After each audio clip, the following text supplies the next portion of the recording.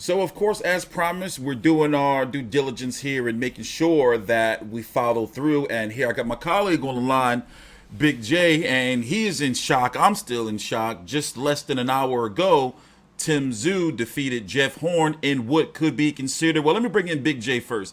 Is that considered an upset? Well, no, because Tim was the favourite. So, according to the betting market, he did exactly what the betting market said. That he was going to destroy Jeff Horn, and he destroyed him from the opening bell. It was exactly the opposite of the way I thought it was going to go. Exactly the opposite. So, yeah, by round two, Jeff looked terrible, and yeah, he went down a couple of times. He took a knee. He took got knocked down in the third or fourth round. Took a knee in the sixth, and yeah, it was all over by the sixth round. But yeah, he was absolutely decimated. And Tszyu has proven that he can go. And he's ready for that next step. Okay, So, but what yeah. is the next step? Like that's the thing. What is the next step? Now we have to factor in, the COVID, restrictions and what fighters can possibly be available. In your opinion, what should he do next? Like riding off of this victory, you want to make sure that you're doing better than you were, or fighting someone better than you were in your last fight. So in your opinion, what does he do next? What does he do next? This is what should happen. This is just my opinion. Al Heyman needs to pick up the phone from PBC right now, call Matt Rose, who's Tszyu's promoter, say, "Oi, I'll give you X amount of dollars to fight Dennis Hogan, who's a signed fighter of PBC, or allegedly a signed fighter of PBC, and have a huge domestic bout at 154 in Australia, because because of COVID, he's not going to be able to travel in this, not with all the border closures and stuff. He can only really fight in Australia. So that's the next logical step. I mean, commentators said, we should fight Mick Zarafa. Why? Mick's got nothing to offer at 154. He's not ranked. He's got no belts. It would just be a good active fight for him. But if he really wants, supreme competition, and as I've been saying the whole time, Dennis Hogan is the only one at 154 who's competed for a world belt and should have won the WBO belt. He would be the next logical step. And yeah, so that's what I think should happen. They should, make a Tszyu Hogan fight at the end of the year, or possibly start of next year. But will a guy like Hogan, he's coming off despite what people may feel about the Jaime Munguia fight, it's still a loss on the record. So he lost Jaime Munguia in April of 2019. He lost to Jamal Charlo. Clearly, he was stopped in December of 2019. He hasn't fought since then, and by the time they would fight, he would be on or approaching a 1-year layoff. So him looking at this fight, do you think that he should be licking his chops like, oh, this Tszyu, Jeff Horn looked, over the hill or whatever. He didn't look himself. Does a Dennis Hogan see a Tszyu as food and thinks that maybe, oh yeah, I can beat him? Or is it still a question mark around Tszyu? Like, wait a minute, he's still growing as a fighter? Because the way it looks to me, in my previous video, I talked about how I feel that Jeff Horn didn't. I'm not making excuses. I'm just saying Jeff Horn didn't look good. He didn't look himself. But if Jeff Horn was healthy, do I feel with what I saw tonight from Tszyu, from his, his poise, his composure, how he just was so relaxed even throughout the entire event, I'm wondering, I think that he can still beat, Jeff Horn. But I'm wondering, can he beat Dennis Hogan, a seasoned, at this point in time, veteran? I don't know, Jay. Jay. What's your thoughts? I mean, like everything in boxing, they have to prove they're in the ring. I mean, you are right. Dennis hasn't done anything since he fought Charlo, when he was badly beaten in that fight. He's switched camps. He's no longer with Glenn Rushton, as that happened, I think, back in May. He was supposed to go over to the States, but that didn't happen because of COVID restrictions. So I have no idea what's going on with Dennis Hogan. Mick Zarafa put out a video, I think, an hour before the fight, or sometime today, saying, you haven't fought me yet. Fight me after you fight Horn. Blah blah blah blah blah. For a domestic fight, yeah. For a name fight, yep, it's a good idea. But for a ranking fight, it's not going to get him anywhere fighting Zarafa, because he's not ranked anywhere at 154. So Dennis Hogan is the logo, but then Dennis Hogan's been sitting around for the last 9 months not doing anything. So it's really hard to say what is next. But you think the next lot, if it comes down to, well, you can't leave Australia to fight. It's either Dennis Hogan or Mick Zarafa. It's as I was saying the whole time. I mean, Tim say that he's cleaned up his backyard. Like last video, I said, well, that's factually untrue. Okay, now you've beat Jeff Horn. Right, you're on top, but there's still 2 other guys out there that you haven't fought yet. So, and this is the perfect opportunity to completely clean out the backyard and, knock off Hogan, knock off Zarafa and say, yep, well, I've beaten these 2 guys. Now there really is no one left to fight and bring on the world. So, because if you can get through Zarafa and Hogan, and based on that performance, that he did, as you said, Jeff didn't look himself. There's something wrong there. I mean, I've never seen Jeff look that bad. So even in the first Zarafa fight it was like the first Zarafa fight. It was just like, where was he? He just wasn't there. Maybe all the stopping and starting, and and we have to factor in that maybe the jumping in and out of camp because of COVID and the rescheduling of the fight. Maybe that may have had an effect. We're not, once again, it's unfortunate we have to do this, but we always have to say, we're not making excuses. We just have to, analyze the fight as a whole. Jeff did not look himself.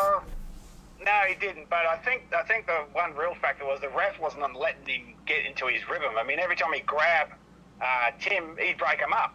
So he was, and Tim was able to get his because once Tim gets his distance, that's pretty much it. I mean, it was. Yeah, but I didn't like all that holding shit. I wasn't really feeling it, man. Because I understand, that Jeff Horn has to work on the inside, but it never seemed like that excessive. It seems as though he needed to do that. Yeah, I mean, by round 2, Jeff was gassed. Yeah, he was out of it. All over him, and Tim just. I mean, they should have stopped it in round 6. I mean, they shouldn't have stopped. They shouldn't have let it go as well as they did. And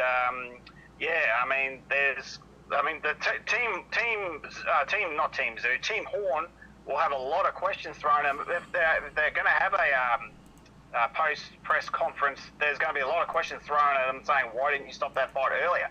Because you saw the footage. All of them were saying, stop the fight, stop the fight, stop the fight. And Glenn Rushton was going to go. Well, I think he was going to let him go back out there, but the ref stopped it before they had the chance anyway. But here, let me stop you real quick. It's playing right now in the background. Let's listen in. All right. 10. Come here.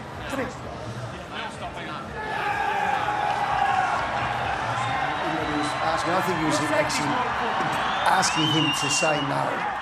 Am I being too kind there, or I just got the feeling that everyone was saying it's over, and he wanted him to put his hand up and say, so there'd be no regrets tomorrow that you stopped the fight or anything else like that. Am I being a little bit too kind? Yes, I think you are. I would have stopped 3 rounds earlier, to be honest. He was done. He was done after 3 rounds.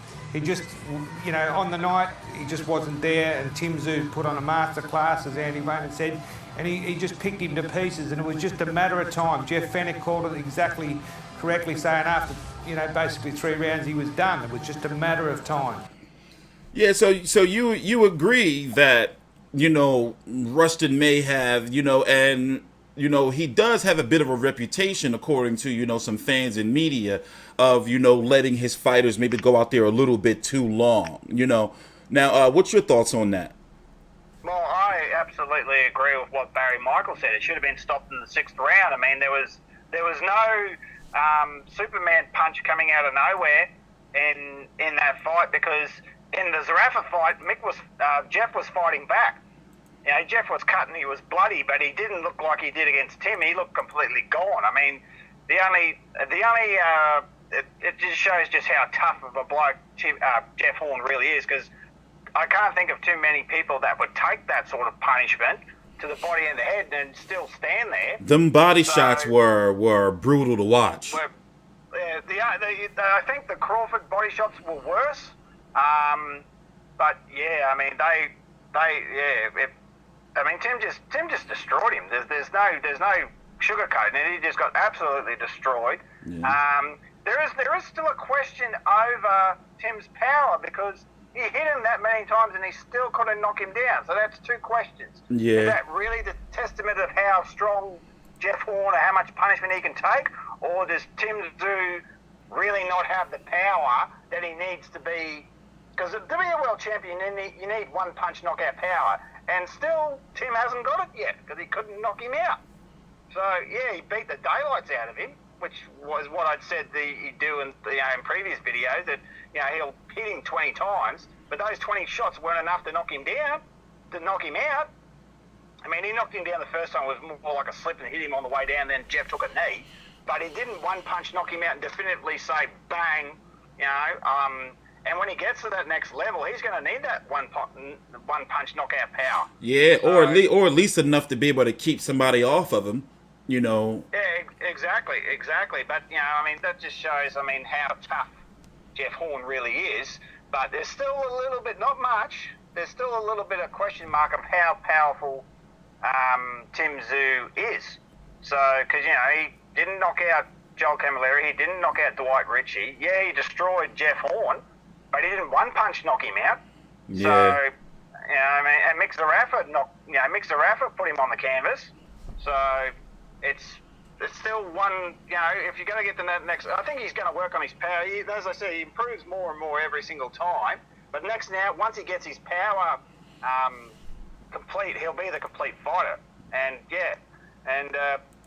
I'm glad that they put the rest, that they're never going to say Tim, son of Kostya. Now they're just going to say Tim. I'm glad that they finally got past that, because that was just getting beyond the joke. That to the point where his first name was the son of. Exactly. Not anymore. But, I said that two previous videos ago. So I'm glad that they're not going to do that bullshit to him anymore. But no, fantastic. My hat goes off to Tszyu. Now it's just a matter of possibly fighting Zarafa or Hogan, because he probably won't get an international fight anytime soon, the way with COVID restrictions. So he needs to fight at least someone in the country again probably in the next 6 months. So, or maybe, you got to remember that Zarafa's still got that fight November 14th. Oh, yeah. Isn't that supposed to be, that's the one you were saying that's possibly in Papua New Guinea, of all places? No. Not in Papua New Guinea. No. That was somebody else. All right. Yeah, that was somebody else, and that's not happening. So and the Zarafa fight is supposed to be, or it's rumored to possibly be, Anthony Mundine, right? I just hope that Anthony Mundine stays as far away from Tszyu as possible. Please. Someone, Mundine said a post on Facebook, and someone replied, I suppose you could beat him. It's like, that gave me a little laugh, but I don't think that's stay as far away from as possible.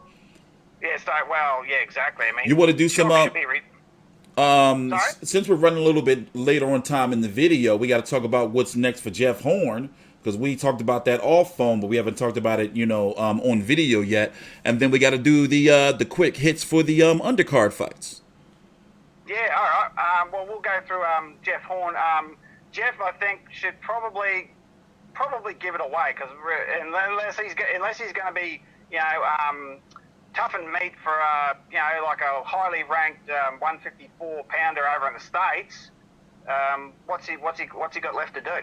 So you think he should just hang it up now, or you think he should have like a easy, super winnable fight as like a go home, as a in Brisbane or something?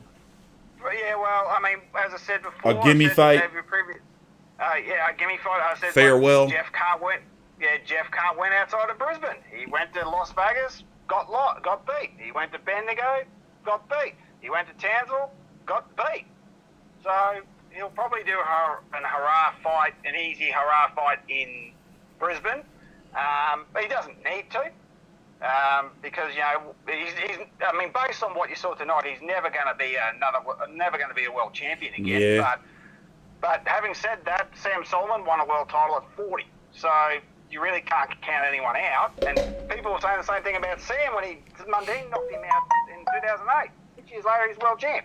So and Sam was about 33 years old when that happened. So it's really up to Jeff. But he said before the Pacquiao fight that he wanted to make $5 million and go home. on reports, he's already done that. Because on reports, he made $4 million for the Monday fight alone. So he's already made his money. He's got an education. He can go back to teaching or become a commentator for sports. Because these older commentators aren't going to be around forever. Mm-hmm. There's options. He doesn't need to keep fighting if he doesn't want to. And he's made his money. So now he only wants to fight if he wants to. He doesn't have to fight anymore for money. He's already made his money. So it's totally up to him. And there should be probably a lot of people just tapping him on the shoulder going, well, maybe you should give this away, mate. So for health reasons. And he can sail away knowing that he beat Manny Pacquiao. Exactly. No one will ever take that away from him. And as much as the Americans and what was that clown's name that had a cry about it? Teddy Atlas, he can wheeze all he wants about it. And Steve Smith had a cry about, well, boo friggity who, from Australia, mate, get stuck. We don't care what you think. So, we don't give a rat's ass what you think, Teddy Atlas. Jeff won, get over it. So, that shit is over. So moving on to the undercard. How did you like the event overall? What do you rate the undercard? I liked it. I enjoyed the women's fight. Oh yeah, as I said, now I gave the undercard a solid B+, and I'm sticking to that. Yeah. Solid B+. The fight of the night, I think, goes, and the surprise of the night, I think, was Isaac Hardman. He knocked the daylights out of poor old Jamie Weech. Surprising, but Jamie Weech is a super welterweight contender, not really a middleweight. Mm-hmm. And plus, he was a lot bigger. I mean, like, physically bigger, like, had so much more of a reach and just cleaned him up and around. So, yep. The women's fight was entertaining. I mean, it was probably the dirtiest fight of the night. I thought the women's fight so many rabbit punches. Yeah, far too many rabbit punches. But Shannon OConnell, another title around her waist. Looks like she's going to be fighting for the WBA Super Bantamweight Women's title. Fantastic. There'll be another world title around her waist, and I think a third or fourth world title, because she's fought for IBF and WBC and won the WBF titles, all in different weights. I can't think off the top of my head what weight she's done. Joel Camilleri got up. He knocked his opponent down. Was that a surprise? A little bit, but I was surprised that he got the knockdown, but I wasn't surprised I was actually surprised the way that the fight ended, because I thought Joel should have smothered him and got him out of there in 4 rounds. Mm-hmm. I was actually a little surprised that went to 8 rounds, because if you notice, Joel did a lot of dancing, a lot of avoiding his opponent. Yeah. So, I mean, he was being smart about it, because, he's 25-fight veteran, so doing what he needs to do to get the win. I mean, it was a good win, but it wasn't a great win. I mean, after that knockdown, you think he would have went after him, but it was a beautiful overhand right, too, that knocked him down. So Joel's got another tick in the box. Liam Wilson was very impressed. I thought Jackson Woods for the first round. I thought, oh god, here we go, because Jackson clipped him, and that was a good undercard fight. Even though it only lasted about 2 rounds, but for the first minute or so of that fight, I thought Jackson Woods was going to do the upset and give Liam Wilson a bit of a touch, but he was never in trouble, and solid performance there. He'll go on to bigger and better things, but I said the undercard was a solid B+. Jeff's brother Ben did win his fight by UD. I can't remember how the other 2 fights went. I think the Cashman girl won, and I can't remember. I think the Vargas guy won as well. Yeah, he won. I mean, I thought, especially from when the ESPN stream picked up, 1, 2, 3, 4, 5 fights. It picked up 5 fights.